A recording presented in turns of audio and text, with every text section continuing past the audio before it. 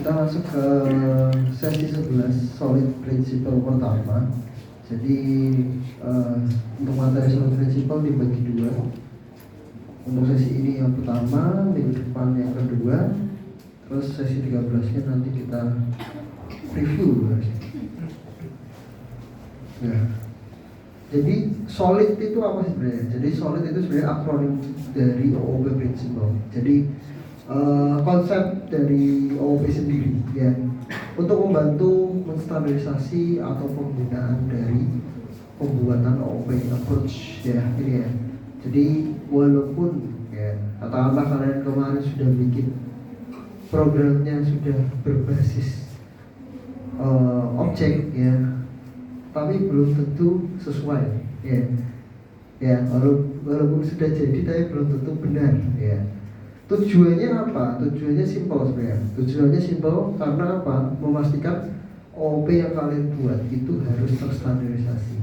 Ya. Kalau dibuat objeknya sih bisa, tapi apakah dia sudah sesuai? Ya. Makanya kita butuh tahu apa itu solidnya dulu ya.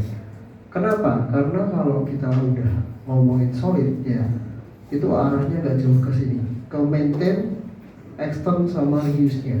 Jadi untuk memaksimalkan yang namanya fungsi OOP ya, jadi object oriented programming-nya. Tanpa adanya solid ya, program kalian jalan tapi belum tentu efektif ya. Bisa jadi kalian bikin function di dalam satu kelas itu ada banyak function ya. Bisa jadi kalian bikin open close sebuah kelas tapi tidak memikirkan integrate dengan kelas lainnya atau hubungan dengan kelasnya. Terus memastikan untuk meningkatkan readability dan stability of code-nya. Jadi setelah sudah tahu apa yang harus dilakukan ya, kita harapannya more flexible, logical and available to change. Jadi ketika program kalian sudah memenuhi kriteria yang namanya solid ya, untuk perubahan itu sudah tidak masalah, benar-benar fleksibel. Karena apa ya, ketika kalian butuh ubah suatu function ya, fokus kalian ke function itu. Nggak mungkin kalian ngoper-ngoper yang nama kelasnya lagi ya, itu harusnya sudah tidak ada di kelas utamanya. Nah, jadi solid itu apa sih? Solid itu terdiri atas 5 ini sesuai hurufnya ya. S-nya yang pertama yaitu single responsibility. Jadi pastikan ya, ketika kita membuat kelas ataupun kita buat interface abstrak kelas, itu akan memenuhi yang namanya satu goals atau satu responsibilitas ya. Tidak boleh bercampur aduk ya. Kalau kemarin kalian masih buat satu kelas isinya beberapa function ya, berarti kalian sekarang harus mikirin function itu harusnya masih di kelas itu kan. Kalau functionnya itu sudah beda dengan fungsi utama kelasnya, berarti harus dibuatkan kelas baru lagi. Yang kedua O-nya apa? Open close ya. Maksudnya apa? Jadi sebuah kelas itu harus bersifat open, maksudnya bisa di-extend, bisa di-inherit ya, tapi tidak gampang untuk dirubah atau tidak mudah dirubah. Artinya apa? Istilah modification ini adalah tidak mungkin kita mengubah secara strukturnya ya. Kalau kita ngomong close-nya di sini adalah close modification. Jadi kita nggak boleh merubah struktur dari kelas kita. Makanya ini tadi intinya sebenarnya dari single responsibility. Yang ketiga list of substitution. Nah ini arahnya berarti kita masukkan semua step atau part bagian-bagiannya itu sesuai dengan kebutuhan kelasnya. Yang keempat interface segregation. Nah ini yang kemarin sempat saya singgung. Ketika kita bikin interface ya, interface itu tidak boleh gendut ya, nggak boleh banyak function juga, harus sesuai dengan kebutuhan. Nah kalau nggak nyambung ya berarti harus dipisah interface-nya. Behavior-nya berbeda ya, jangan dijadikan satu interface. Dan yang terakhir itu dependency inversion. ini yang terakhir ini, khusus ini, itu harusnya tidak akan bekerja kalau kalian bikinnya cuma satu orang, ya. Itu akan sangat terlihat ketika kalian bikin project dikerjakan oleh beberapa orang. Karena apa? Dependensi ini kaitannya dengan setiap kelas, setiap interface ataupun objek yang kalian buat itu tidak boleh saling tumpang tindih, ya. Tapi kalau yang bikin kalian ya harusnya udah aman-aman aja. Tapi kalau yang kerjain project itu lebih dari satu orang, nah itu setiap tasnya harus dipisah-pisah.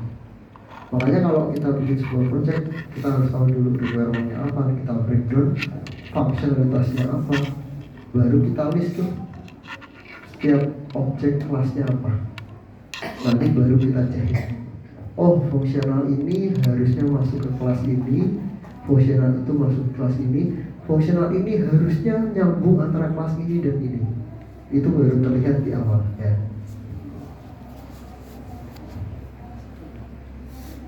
Nah, untuk sesi ini kita sampai Liskov, ya, Liskov Substitution, ya. Nah, yang pertama single responsibility atau SRP, ya, memudahkan kita untuk setiap kelas, modul ataupun function itu harus sesuai dengan responsibility atau tujuannya dari sebuah program. Hanya boleh satu, ya. Kalau kelas itu untuk mengatur data user, berarti ya udah fungsinya hanya untuk mengatur data user. Entah perannya nanti user ngapain, nah itu harusnya sudah beda kelas. Contohnya misal kalian sebagai user, student, mahasiswa, yaudah kalian buat kelas student, yaudah semua manajemen student ada di situ untuk update data student, nambah data student, ya, delete dan sebagainya. Tapi kalau misal ada fungsi untuk enroll course-nya, untuk mengambil mata kuliah, nah harusnya itu ada satu kelas baru lagi, nggak boleh dijadikan satu dalam student. Jadi dibuatkan satu kelas sendiri, user course, ya. Jadi khusus untuk manajemen apa, enrollment studentnya ke course. Contohnya kita punya sebuah kelas user ini, ya. Di kelas ini kalau teman-teman perhatikan ada dua responsibility. Yang pertama storing user datanya, yang kedua adalah validating user input. Storing data kalian bisa lihat di bagian mananya. Bagian untuk storing data yang mana?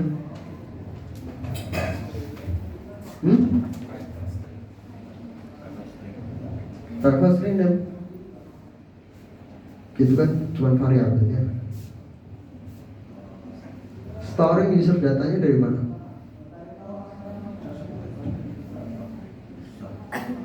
Ya, dari konstruktornya kan, ya.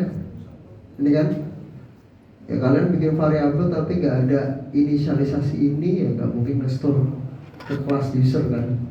Kalian harus inisialisasi bahwa kelas user itu butuh data nama, email dan password, ya, yang nantinya akan disimpan ke kelas user, dan metode getter-setternya, ya. Terus yang responsibility kedua adalah validating user input. Yang ini, ya, bagian bawah. Is valid email sama is valid password. Ya, ini untuk validating input usernya, user input. Ada dua ini. Nah, secara responsibility ada dua. Inilah yang disebut melanggar konsep SRP, single responsibility. Jadi nggak boleh, ya teman-teman. Terus gimana Pak solusinya?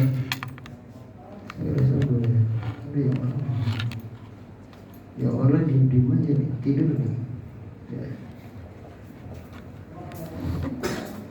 Kalau melanggar violation berarti gimana? Ya berarti kita harus pastikan, ya, si usernya itu hanya untuk manajemen user datanya. Nah, ini. Makanya di sini kelas user itu khusus untuk menangani storing user datanya. Udah, itu aja ya. Nggak ada fungsi selain manajemen data. Terus yang untuk validatingnya gimana? Validatingnya kita buat kelas baru, namanya user validator. Dimana isinya ya sesuai tadi ya, untuk validation email sama validation passwordnya. Sampai sini untuk konsep SRP. Ada yang masih bingung?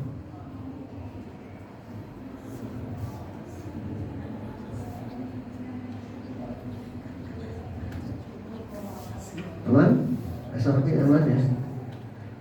Nah, yang kedua ini, kalau tadi single responsibility, yang kedua adalah open close principle. Sesuai yang sempat saya spill tadi di awal ya, bahwa semua state sovereign entity seperti kelas, modul, function itu should be open. Harus terbuka untuk apa? Extension. Extension ini maksudnya extend, inherited, misal dan sebagainya. Ya. But close for modification. Artinya apa? Close for modification. Tidak boleh merubah struktur dari kelasnya. Jadi jangan sampai kalau kalian bikin sebuah abstrak class, ya, bikin subclass, ya, itu tidak boleh namanya merusak yang namanya modification. Ya. Jadi kalau modifikasinya kaitannya sama fungsi, ya ingat dengan konsep yang pertama, SRP. Ya. Kalau modifikasinya memang terkait datanya, yaudah berarti akan mau nggak mau berubah ya strukturnya. Tapi kalau secara fungsionalitas yang salah atau terjadi kesalahan formula perhitungan dan sebagainya, itu harusnya tidak merusak struktur dari abstrak kelasnya ataupun subkelasnya. Ya, tinggal apa? Tinggal bermain atau fokus ke bagian fungsionalitasnya. Terus contohnya gimana? Ya, contohnya simpel lagi. Jadi katakanlah kita punya sebuah kelas yang punya function yaitu calculating area, ya, di mana calculating areanya ini digunakan untuk differentiate. Ingat ya, differentiate, ya. Jadi bisa dipakai berulang kali, ya. Berarti kalau bisa dipakai berulang kali, shape-nya beda. Ingat ya, shape-nya beda. Berarti bentuknya dari calculate ini akan berubah-ubah, ya kan? Berarti di sini kalau teman-teman perhatikan, di sini adalah objek bentuknya. Parameternya adalah objek. Kenapa objek? Ada yang bisa jawab? Kenapa parameternya objek bukan nama kelas? Kenapa parameter yang dipakai adalah objek bukan spesifik nama kelasnya?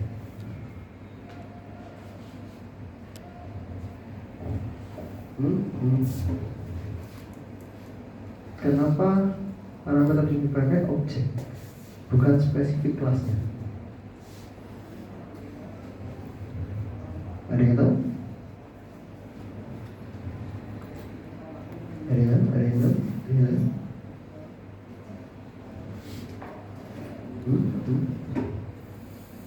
Tadi kenapa jam? Iya, kenapa itu? Objek.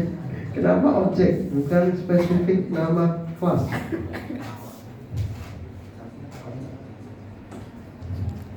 Andrew?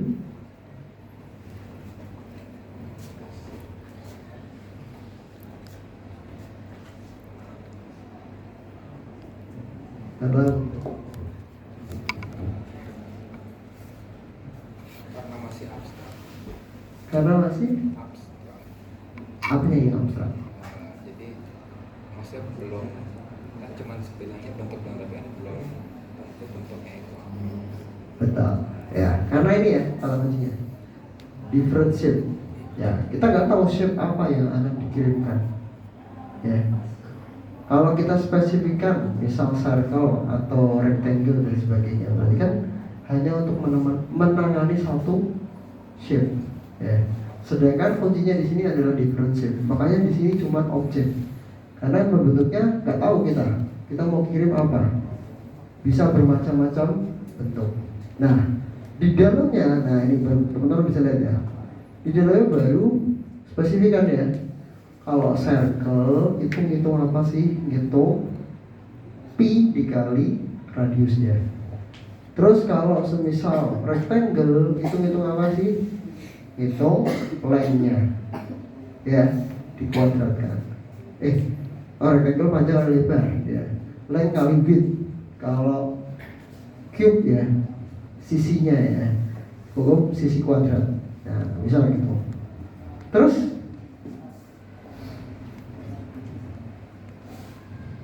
nah, ini contohnya kalau kita buat dalam bentuk interface. Nah, ini. Kenapa harus kita buat dalam bentuk interface? Kalau tadi kan ya sebenarnya bisa nggak Pak saya pakai ini? Saya pakai ini bisa nggak teman-teman? Bisa ya? Saya sudah spesifikkan Pak. Nah, kalau circle itu pakai ini, kalau rectangle pakai ini. Ya. Pertanyaannya sekarang, kalau saya mau hitung untuk yang tadi, misal cube, kubus, kotak persegi, ya sudah ada belum yang menghandle? Belum ada ya? Cuma bisa lingkaran sama persegi panjang. Nah, kalau saya mau nambah persegi berarti harus ngapain? Harus bikin condition lagi di sini. Berarti secara tidak langsung kita mengubah struktur code di utamanya, di kelas utamanya, yaitu area kalkulator. Nah, inilah gunanya kita buat abstract method ataupun interface ya. Berarti kita bisa bikin suatu abstract method calculate area ya. Interface-nya kita namakan shape. Karena apa ya, kita mau ngitung bermacam-macam shape. Berarti solusinya kalau kita sudah buat interface shape ya, yang kedua yang harus kita lakukan apa? Kalau tadi kita bikinkan satu kelas namanya area kalkulator ya tadi ya, dengan functionnya calculate area. Kalau kita sudah bikinkan abstract method calculate area, sekarang kita tinggal butuh apa? Kita tinggal butuh implement di masing-masing kelas shape-nya. Ya kan? Tinggal implement interface shape. Ingat tadi abstract method, otomatis kita akan overriding di sini. Jauh lebih safe ya. Jauh lebih aman ya.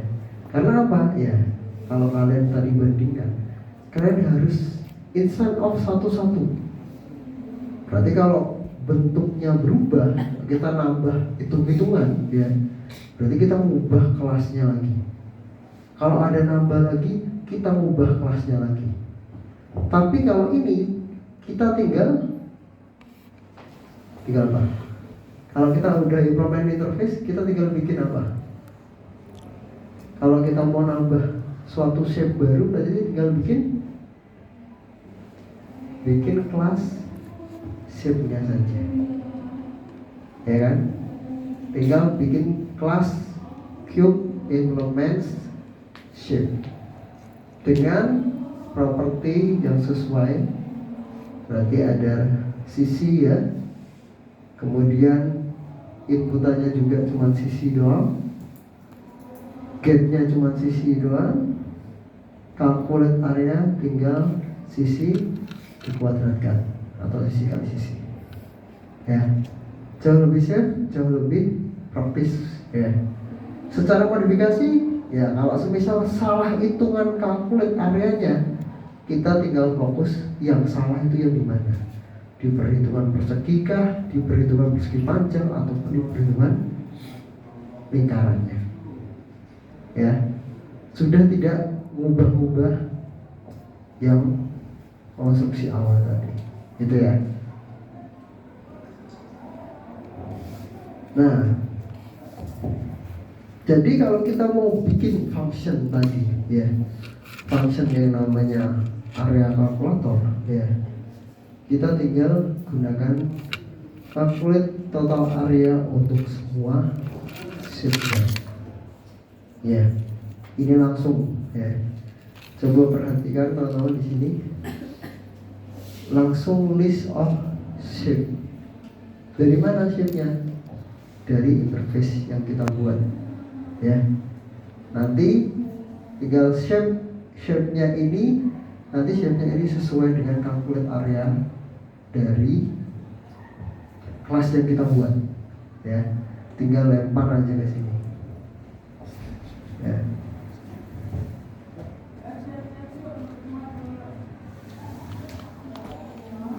Sampai sini untuk yang open close, ada yang mau ditanyakan?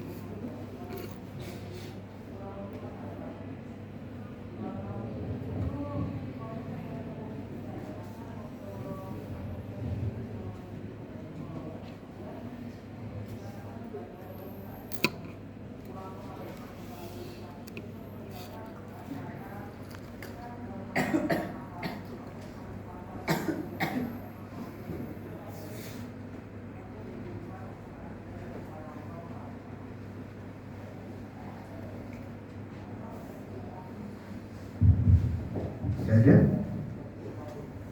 Kalau nggak ada, kita lanjut untuk yang prinsip ketiga, ya, list of substitution, ya. Jadi ini kaitannya sama parent class dan subclass, ya. Jadi harusnya kalau kalian udah paham konsep inheritance, kalian harusnya tidak bakal melanggar list of substitution, ya. Karena pada intinya list of substitution itu menjaga bagaimana kita menentukan sebuah parent class dan sebuah subclass, ya. Yang intinya bahwa semua yang kita buat, ya, dari parent class ke subclass itu bisa digunakan dengan maksimal. Maksudnya gimana? Kalau kita mau menentukan sebuah parent class, terus kita turunkan ke sebuah subclass. Contohnya parent class tadi adalah shape, ya. Turunannya ada rectangle, ada circle, dan sebagainya. Subclass yang kita sebutkan tadi itu adalah mewakili dari parent class-nya. Jadi dia pasti akan bisa digunakan kembali. Contohnya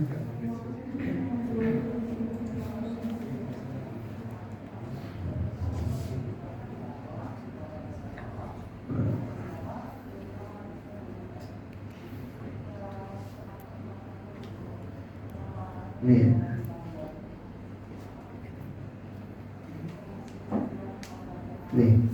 jadi kalau kita gambarkan, ya, misalnya ini, ya, kita punya kelas account, ya.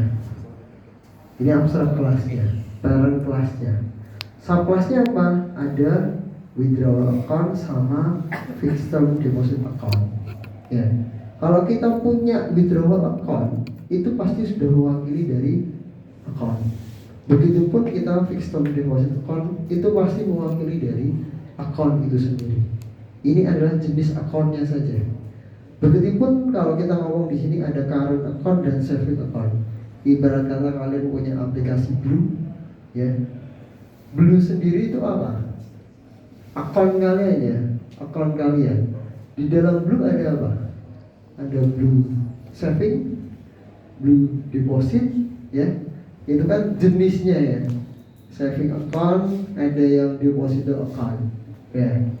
Kalau saya ngomong parent class-nya apa? Ya parent class-nya ya tabungannya ya, akunnya, bukan tabungan, akun Blue-nya.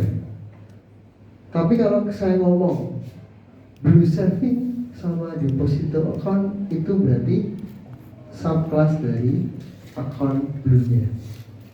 Ya, nggak mungkin dibalik ya. Blue saving nggak mungkin di atas sebagai parent class. Karena apa? Itu adalah bagian dari akunnya sendiri. Dan gak mungkin digantikan oleh deposito account, ya. Deposito account adalah bagian dari account dari Blue kalian. Jadi ketika kalian bikin sebuah parent class, subclass, nah itu harus sesuai, make sense ya.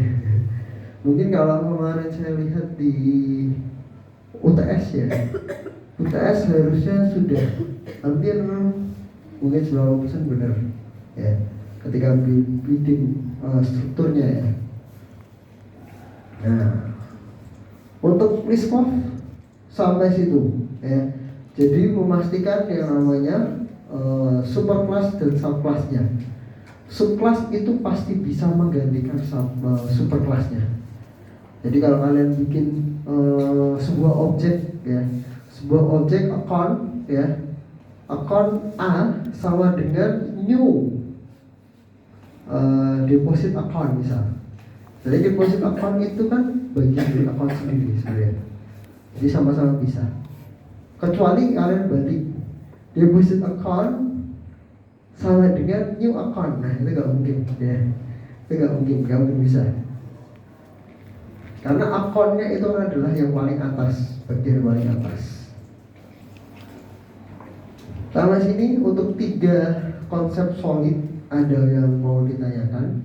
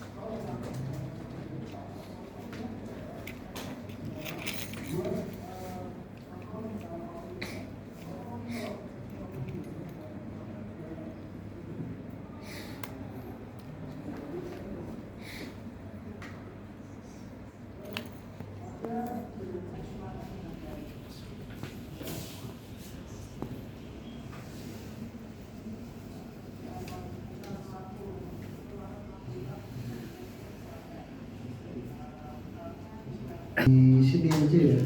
Saya nggak bisa join Zoom entah kenapa error terus.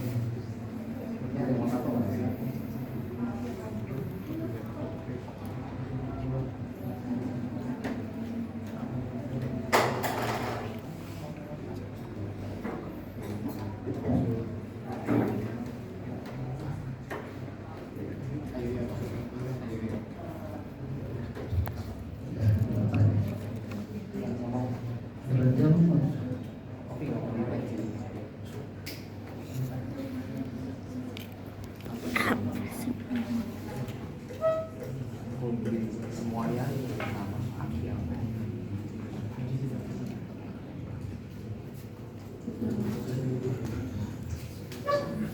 Tidak bersahabat.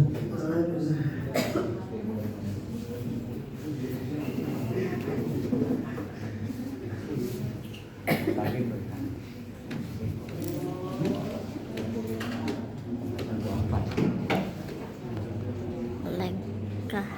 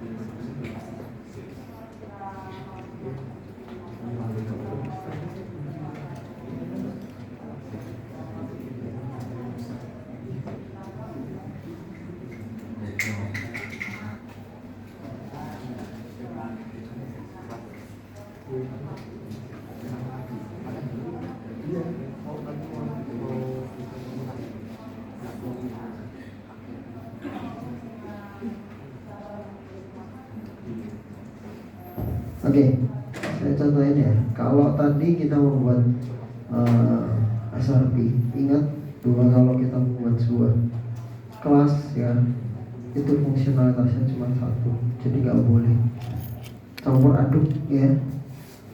Kalau misal kita mau butuh untuk manajemen data, storing data aja, ya udah kita buat satu kelas untuk store datanya. Misal kalau kita mau buat kelas sheet ya, ini ceritanya kelas sheet dimana kita akan definisikan kelas sheet ini. Standarnya saya akan gunakan string ketika untuk nama sheetnya. Terus kemudian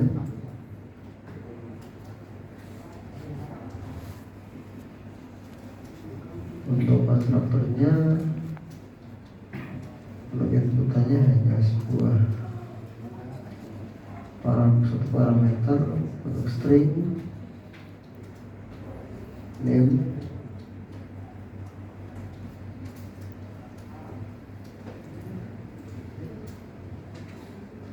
Ya, sorry saya nggak pakai editor Android ya, nggak bisa connect Zoom. First name Saya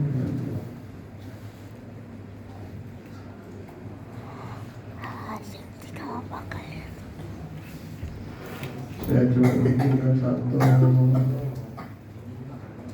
penampung, siapkan,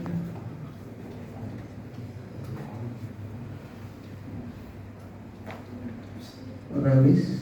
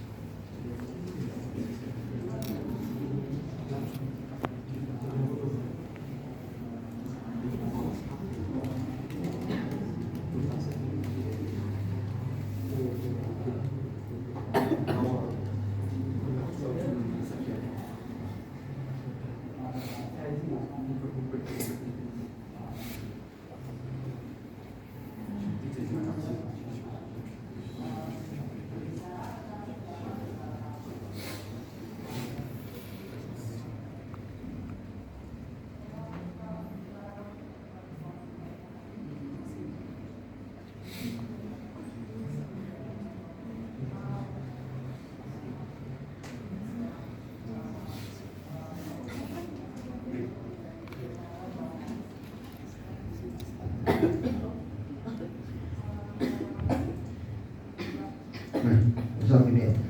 Jadi kalau kita mau buat sebuah fungsionalitas baru untuk shape-nya, ya, contoh menghitung areanya, yang perlu kita lakukan ya kita nggak boleh buat function ke dalam kelas ini, ya. Berarti kita bisa menggunakan misal kayak interface, ya, ataupun kita buat untuk kelas barunya. Misal ini untuk interface.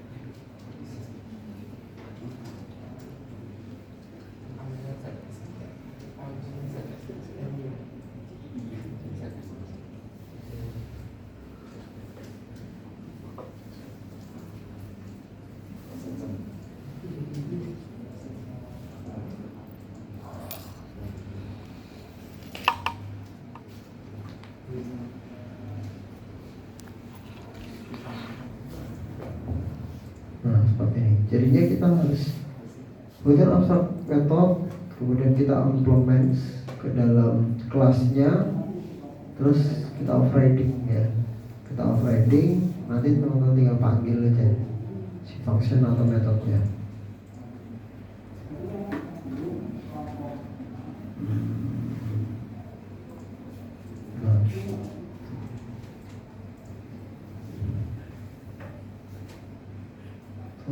Void itu member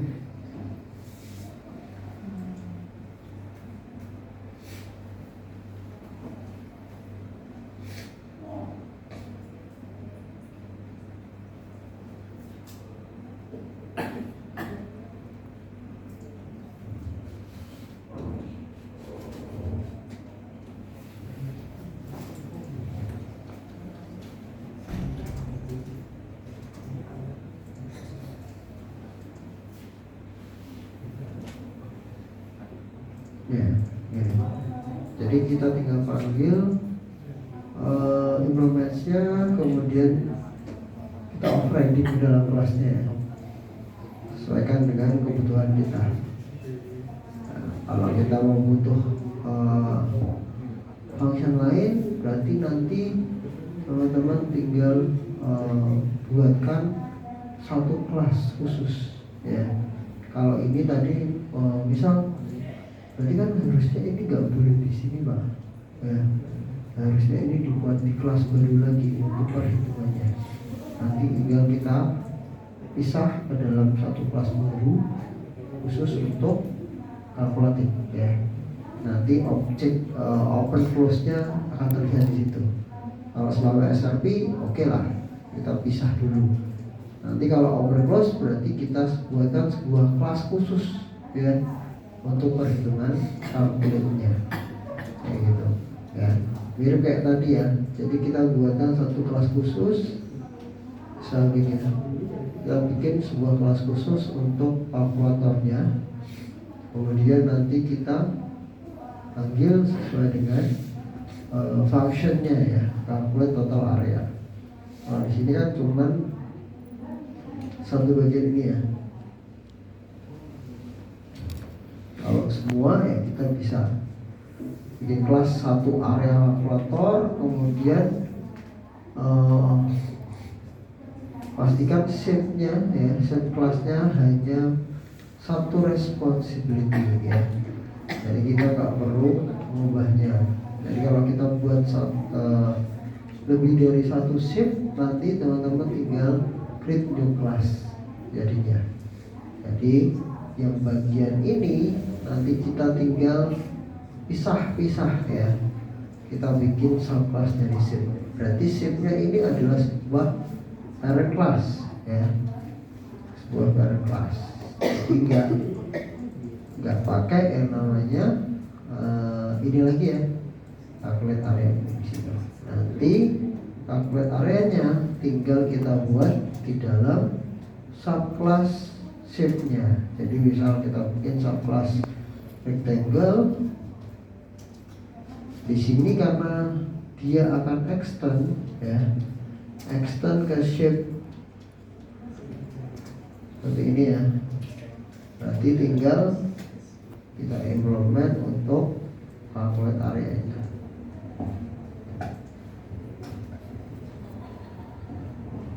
Ini ya, calculate area. Nanti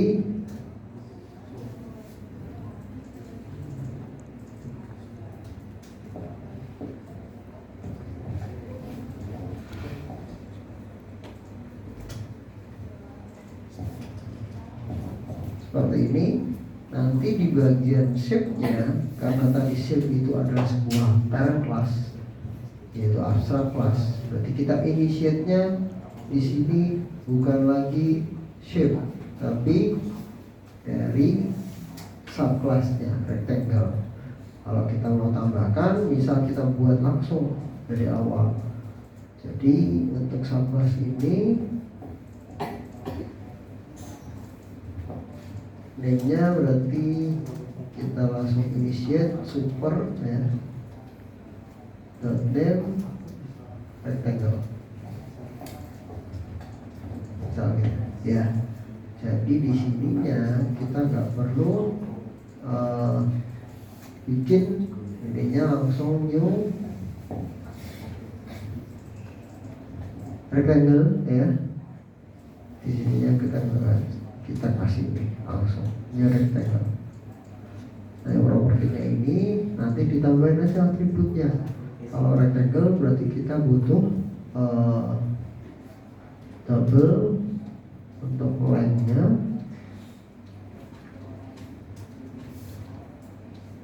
sama width-nya. Jadi berarti kita tinggal sesuaikan length dan width-nya, dijadikan parameter.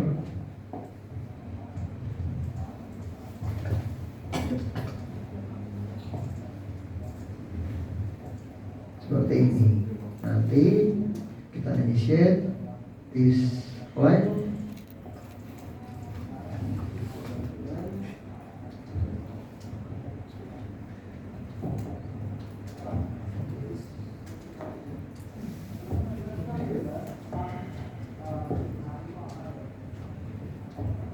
this length sampai length-nya dari parameter width yang di dalam sini. Width-nya berarti sesuai parameter width-nya.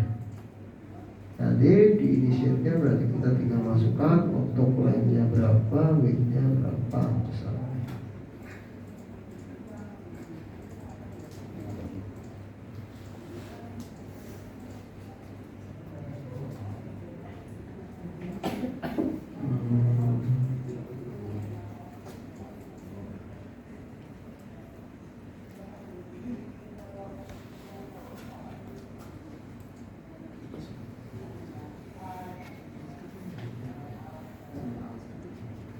Extension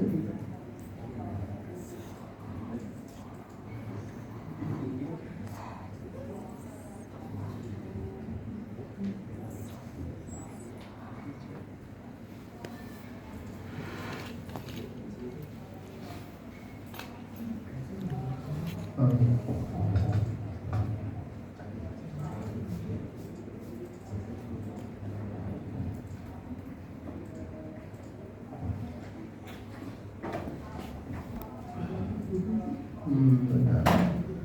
Oh, ini versi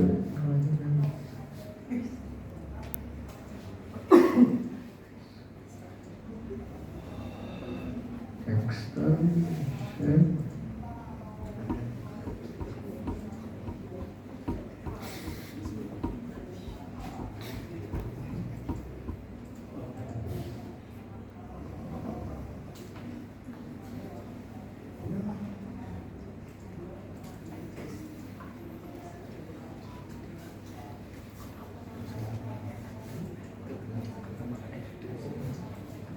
Oh, sorry, salah. Di sini harusnya bukan Superman, tapi super sesuai parameternya kan ya. Nah, ini.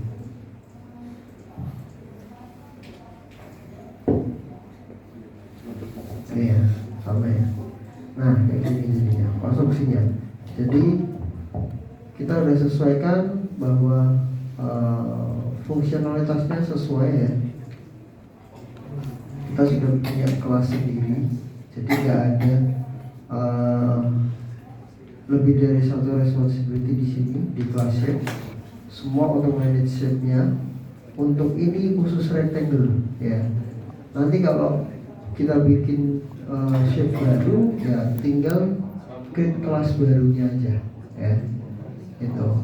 Kalau masalah list scope ya ini tadi kalian pastikan ketika kalian bikin sebuah parent class sama subclass ini adalah mewakili dari parent class-nya atau bagian dari parent class-nya. Harusnya kalau kalian bikin parent class atau super class itu nyambung dengan subclass-nya. Ya, kalau nggak nyambung berarti udah salah itu list scope-nya. Ya, hierarkinya udah nggak sesuai. Gitu.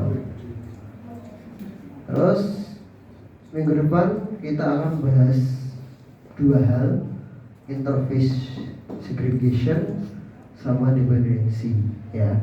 Interface segregation bagaimana kita memastikan interface yang kita buat untuk satu behavior yang sama. Jadi nggak campur aduk, walaupun dia di sini namanya adalah more flexibility dibandingkan abstract class ya. Jadi dia bisa di multiple applicate ya. Kita bisa gunakan interface itu di semua kelas. Tapi bukan berarti interface itu bisa dicampur aduk ya. Jadi behaviornya harus nyambung. Sampai sini ada yang mau ditanyakan?